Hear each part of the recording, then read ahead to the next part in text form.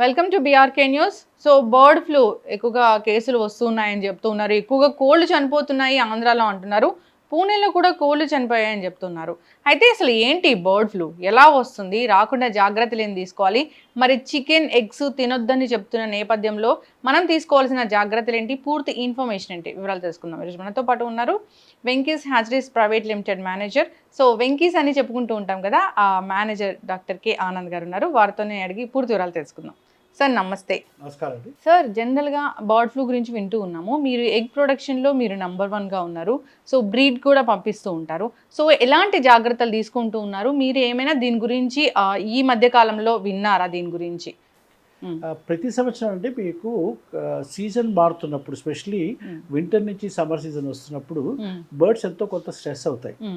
Bird flu అన్నది మీకు జనరల్గా కోల్డ్ వెదర్లో మీకు కనపడుతుంటుంది. సో మనకి జనవరి ఫిబ్రవరి నుంచి మార్చ్లో వచ్చే టైం లోపల టెంపరేచర్ పెరిగేటప్పుడు కొన్ని బర్డ్స్లో స్ట్రెస్ అయ్యి మీకు అక్కడక్కడ ఫ్లూ సిమ్టమ్స్ మనకి హ్యూమన్ బీయింగ్స్ కన్నా సరే లేకపోతే బర్డ్స్ కన్నా సరే హ్యూమన్ రెండింటికి కనపడడానికి అవకాశం ఉంది. అలాగే ఈ సంవత్సరం కూడా మనకు స్టార్ట్ అయింది, మనకు వెస్ట్ బెంగాల్ నుంచి స్టార్ట్ అయిందండి. వెస్ట్ బెంగాల్, ఒరిస్సాలోనూ కనపడింది. అంటే దీనిలో 2 రకాల ఫ్లూస్ ఉన్నాయి. ఒకటేమో లో ప్యాథోజన్ ఏవియన్ ఇన్ఫ్లుయెంజా అంటాము, రెండు హై ప్యాథోజన్ అంటాం. లో ప్యాథోజన్లు జనరల్గా మీకు కనపడుతూ ఉంటుంది, దానివల్ల పెద్దగా కంగారు పడాల్సిన అవసరం లేదు. హై ప్యాథోజన్ అన్న వాళ్ళకు గవర్నమెంట్ వారు ఏంటంటే ఇప్పటిదాకా పాలసీ, రేపు పొద్దున మనుషులకు రావడానికి అవకాశం ఉంటుంది కాబట్టి ఏమన్నా కనపడితే వెంటనే దాన్ని డిటెక్ట్ చేసి మనం ఫామ్స్ కోల్డ్ క్లియర్ చేయాలని వాళ్ళ ఆదేశం. ఆ టెస్ట్ చేయడానికి ఫెసిలిటీ ఓన్లీ భోపాల్లో ఉంది. ఈ మధ్యకాలంలో ఆంధ్రప్రదేశ్లో కొన్ని ప్రాంతాల్లో బర్డ్స్ మోర్టాలిటీ కనపడితే దాన్ని బర్డ్స్ తీసుకెళ్ళి భూపాల్లో చూపిస్తే వాళ్ళు హై ప్యాథోజన్ ఉన్నట్టు వాళ్ళు నిర్ణయించారు. ఆ హై ప్యాథోజన్ వల్ల మనకి ఇమీడియట్గా తెలంగాణ గవర్నమెంట్ వాళ్ళు వాళ్ళ బార్డర్స్ అన్ని క్లోజ్ చేసి ఇక్కడ ఆల్మోస్ట్ మొత్తం స్టేట్ అంతా కూడా వాళ్ళ వెటనరీయన్స్కి అలర్ట్ చేశారు. మనం ఇక్కడ ప్రతిరోజు కూడా ఆల్మోస్ట్ వాళ్ళు శాంపుల్ తీస్తున్నారు, ఫామ్కి వెళ్తున్నారు, ఫామ్లో చెక్ చేస్తున్నారు. మన ఉద్దేశానికి ఇప్పటిదాకా తెలంగాణ స్టేట్లో ఎక్కడ కూడా మనకేమి బర్డ్ ఫ్లూ దాఖలు కాలేదు. మోర్టాలిటీ ఏమన్నా ఫామ్లో కనపడ్డా అది బేసిక్గా న్యూ క్యాసిల్ అంటాము. న్యూ క్యాసిల్ అంటే ఏమన్నా దానికి కారణం ఉండదు చెప్పేసి బర్డ్ ఫ్లూ మనకేమి లేదు. ఒకవేళ నిజంగా ప్రాంతాలు, ఫర్ ఇన్స్టెన్స్ ఆంధ్రప్రదేశ్ నుంచి గుడ్లు కోళ్ళు వచ్చాయన్నా లేకపోతే ఇంకెక్కడి నుంచి అని అనుకుంటే మన వంట చేసే విధానము చాలా తేడా అండి. బయట దేశాల్లో కోల్డ్ కట్స్ అని తింటారు, అలా కాకుండా మన దగ్గర ప్రతిదీ కూడా ఉడికించి లేకపోతే డీప్ ఫ్రై చేసి తింటాం. ఈ వైరస్ 74 డిగ్రీస్ దాటిన తర్వాత బతకలేదు. అది సిడిసి వాళ్ళు, WHO వాళ్ళు వీళ్ళంతా కూడా కన్ఫర్మ్ చేశారు. మన వంట చేసే విధానం లోపల ఎక్కడ కూడా మనకు ఏ రకం కూడా దీనికి మనుషులకు ఇబ్బంది అయ్యే ఇది లేదు. So because we can comfortable eat, ఏ రకమైన దాని సంకోచం ఉంచుకోవాల్సిన అవసరం లేదు. బాయిల్డ్ ఎగ్స్ అయినా సరే లేకపోతే చికెన్ అయినా సరే హ్యాపీగా అందరూ కూడా తీసుకోవడానికి వీ కంప్లీట్లీ రికమెండ్. చాలా కోళ్ళు చనిపోతూ ఉన్నాయి అన్నప్పుడు ఆ పౌల్ట్రీ ఫామ్ వాళ్ళు జనరల్గా జాగ్రత్తలు అంటే ఏం తీసుకోవాలి అసలు, ఇలా ఇన్ఫెక్ట్ అవ్వకుండా, బర్డ్ ఫ్లూ అనేది ఆ బర్డ్స్కి రాకుండా? ఇప్పుడు మీరు మొత్తం పాపులేషన్ తీసుకుంటేనండి, మన తెలంగాణలో దాదాపులో 9 కోట్ల బర్డ్స్ ఉన్నాయి, అలాగే ఆంధ్రలో దాదాపులో 10 కోట్ల కోళ్ళు ఉన్నాయి. వారి మినిస్టర్ చెప్పినట్టుగా ఈ 10 కోట్లలో ఒక 5 లక్షల వరకు వాళ్ళు మోర్టాలిటీగా గుర్తించారంటే చాలా స్మాల్ ప్రపోర్షన్. 5 lakhs అంటే మనకు నంబర్ కనిపించకూడదు. 5 lakhs and total population of 10 crores is not really much. కానీ ఈ మోర్టాలిటీ కూడా మీరు తీసుకుంటే జనరల్గా కంట్రీ బర్డ్స్లోను లేకపోతే డక్స్లోను ఇటువంటి దానిలో రిపోర్ట్ చేస్తున్నారు. Organize farms, special layer farms ఎక్కడ కూడా ఉండదు. ఎందుకంటే ఆర్గనైజ్ ఫార్మ్స్ వల్ల చాలా బయోసెక్యూరిటీ ఉంటుంది. ఎవరైనా అక్కడ ఫామ్కి వెళ్ళాలని కానీ బయట గేట్ దగ్గరే మీకు ఫుట్ పాత్ ఉంటుంది. ఫుట్ పాత్ లోపల అంటే దానిలో ఫినైల్ నీళ్ళు ఉంటుంది. మనుషులు వెళ్ళినప్పుడు అక్కడ కాళ్ళు కడుక్కొని లోపలికి వెళ్ళాలి. అలాగే ఫుట్వేర్, మనం వేసుకున్న ఫుట్వేర్ వదిలేసి ఆ ఫామ్లో ఉన్న ఫుట్వేర్ వేసుకుని వెళ్ళాలి. జనరల్గా బయట వాళ్ళు ఎవరు రానివ్వరు. ఎవరన్నా వాళ్ళకి అవసరం ఉందనుకుంటే డాక్టర్ లాంటి వాళ్ళు వస్తారు. సో కంప్లీట్గా బయోసెక్యూర్డ్ ఎన్విరాన్మెంట్ కూడా అక్కడ మనకి ఏ రకమైన కూడా ఇన్ఫెక్షన్ రావడానికి అవకాశం లేదు. కానీ ఫామ్స్లో ఎక్కడన్నా వచ్చినప్పుడు మాత్రం ఇమీడియట్గా వారు లోకల్ డాక్టర్ని సంప్రదించి దానికి కావాల్సిన మెడిసిన్స్ అన్నా లేకపోతే వ్యాక్సిన్స్ అన్నా తీసుకుని జాగ్రత్తలు తీసుకుంటే ఖచ్చితంగా ఫామ్లో ప్రాబ్లం ఉండదు. ఫర్ ఇన్స్టెన్స్ మన బ్యాబ్కాక్ బ్రీడ్ తీసుకుంటేనండి, ఒక 52 వారాల దాదాపులో 330 గుడ్లు పెడుతుంది. అంటే ఆల్మోస్ట్ ఒక మిషన్ లాగా రోజుకో గుడ్డు పెడుతుంది. అది ఎటువంటి పరిస్థితిలో ఇస్తుందంటే మంచి ఆరోగ్యం ఉన్నప్పుడే కోడికి దానికి మనకి ఇవ్వాల్సిన దాణా లోపల వైటమిన్స్, మినరల్స్ అన్నీ ఇచ్చినప్పుడే ఆ రకమైన ఆరోగ్యంగా ఉండే ఆ ప్రొడక్షన్ వస్తుంది. కాబట్టి కూడా ఉన్న అన్ని ఫార్మ్స్ కూడా మినిమం 310 నుంచి 315 గుడ్లు తీసుకుంటారు. కాబట్టి అన్ని కోళ్ళు కూడా చాలా జాగ్రత్తగా ఆరోగ్యంగా ఇమ్యూనిటీ హై లెవెల్లో ఉంటాయి కాబట్టి అంత ఎక్కువ మోర్టాలిటీ ప్రాబ్లం ఉండదు. Only because of weather stress కొంత మీకు మోర్టాలిటీ కనపడవచ్చు. But I think consumer need not worry. అటువంటిది ఏమన్నా ఉంటే ముందు మా ఫామ్స్లో కలపడాలి. మా ఫామ్స్లో ఎక్కడ కూడా లేబర్కి ఎక్కడ ఎటువంటి ప్రాబ్లమ్స్ ఏం లేవు. కాబట్టి doesn't come to the human beings. Please be rest assured.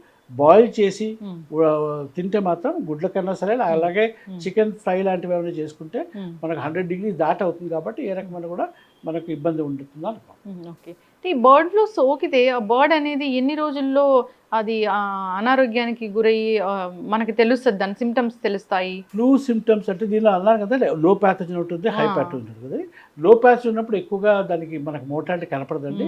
దానికి కూడా కొంత ప్రొడక్షన్ తగ్గుతుంది. ఫర్ ఎగ్జాంపుల్ ఇప్పుడు 90% ప్రొడక్షన్ వస్తుంది, తగ్గి మీకు ఏమన్నా 85-70% వస్తుంది. మళ్ళీ ఒక వారం 10 రోజుల తర్వాత అడ్జస్ట్ అయిపోతుంది, మోర్టాలిటీ ఉంటుంది. అదే హై ప్యాథోజన్ వచ్చినప్పుడు ఒక 4 రోజుల నుంచి 5 రోజుల లోపల మోర్టాలిటీ కనపడి ఫామ్ మిగతా కోళ్ళకు సెట్ అయిపోతుంది. బ్రాయిలర్ కోళ్ళకి మంచి ట్రీట్మెంట్ అనేది ఉంటుంది, అంటే దానికి వ్యాక్సిన్ వేయడము అలాంటి జాగ్రత్తలన్నీ తీసుకుంటారా, మంచి ఫుడ్ ఇవ్వడము అట్లా ఉంటుందా?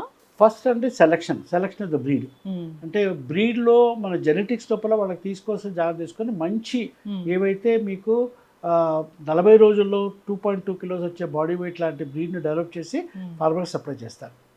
2 దానా, కోడికి కావాల్సిన ప్రోటీన్స్ అనండి, లేకపోతే కార్బోహైడ్రేట్స్ అనండి, వైటమిన్స్ అండి, మినరల్స్ అండి, ఇవన్నీ కూడా దానికి కావాల్సిన మోతాదులో రోజు ఫీడ్. మనం మనుషుల్లో అంత జాగ్రత్త తీసుకోవచ్చు, కానీ కోళ్ళకు తీసుకోవాల్సిన జాగ్రత్తలు తీసుకొని దానికి దానాలు ఇస్తారు.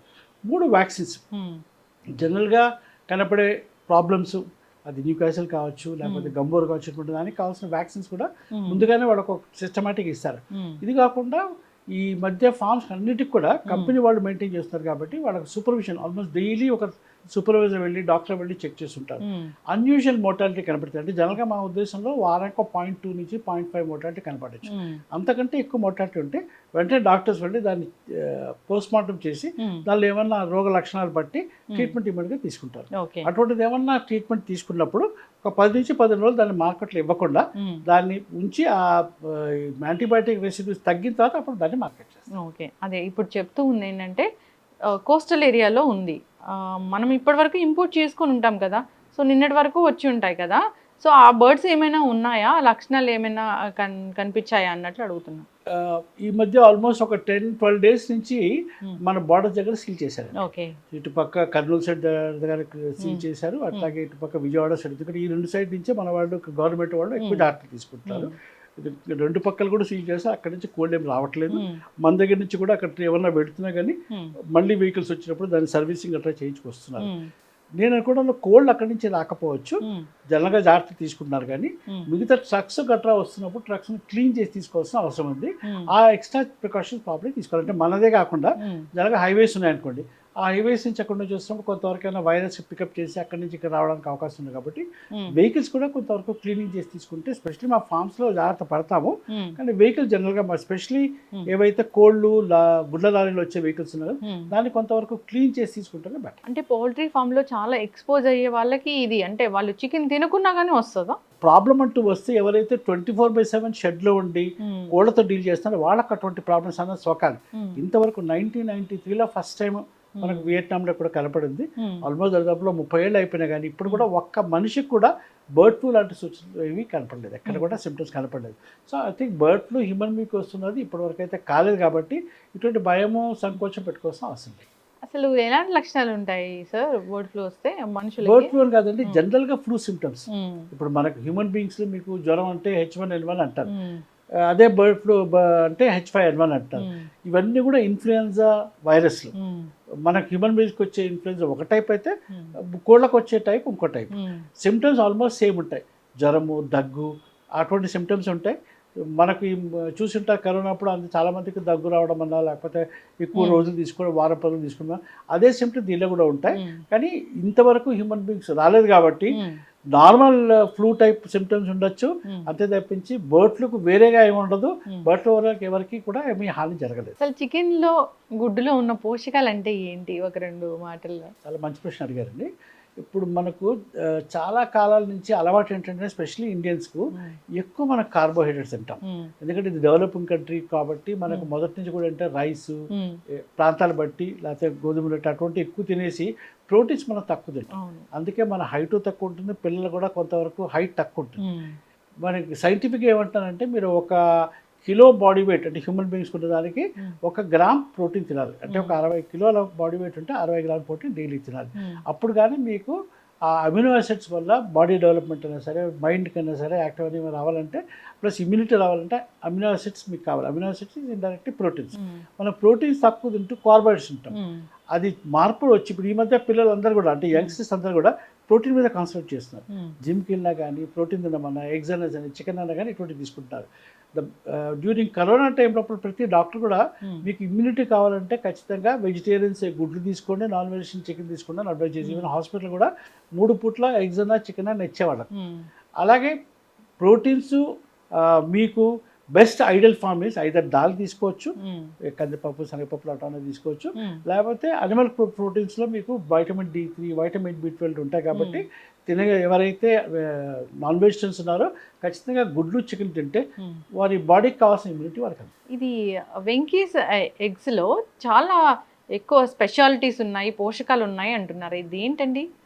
బేసిక్గా అండి వెంకీస్ అన్న కంపెనీ మాది ఎస్టాబ్లిష్ డాక్టర్ బివి రావు గారు, who is the founder chairman, called of father of modern poultry of India.